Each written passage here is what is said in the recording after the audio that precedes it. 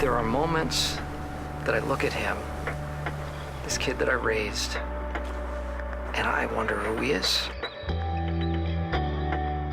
Beautiful Boy, the film, is derived from two different memoirs, David Sheff's Beautiful Boy and Nick Sheff's Tweak. Both books created this singular entity that I just imagined as a film that could be extremely gripping. It's about my son. He's addicted to crystal meth, which seems to be the worst of all of them. I heard about Beautiful Boy 3 years ago and was heartbroken by it and moved by it. And David Sheff and Nick Sheff's story is so powerful because it's relevant and important right now.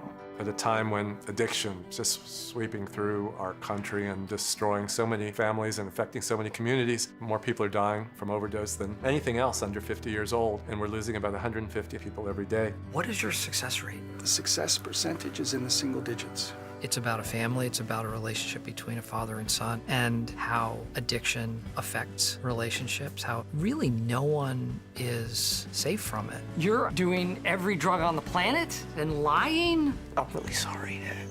This film spans decades, and Felix van Groningen, across his work like The Broken Circle Breakdown, and now his first English language movie, Beautiful Boy, he does have a feel for truths about the emotional experience of being a human being. Action! I'm fascinated by people who lose themselves. So I read the books and I totally fell in love. There were just so many cinematic things that caught my attention that it was worth spending 3 or 4 years of my life on. Cut! Felix's superpower to me is he just understands human intimacy and human relationships and familial relationships. He just has an eye on these sorts of things. How he really wanted to honor the story, but also make sure that it really felt really universal and that everyone would be able to relate to it.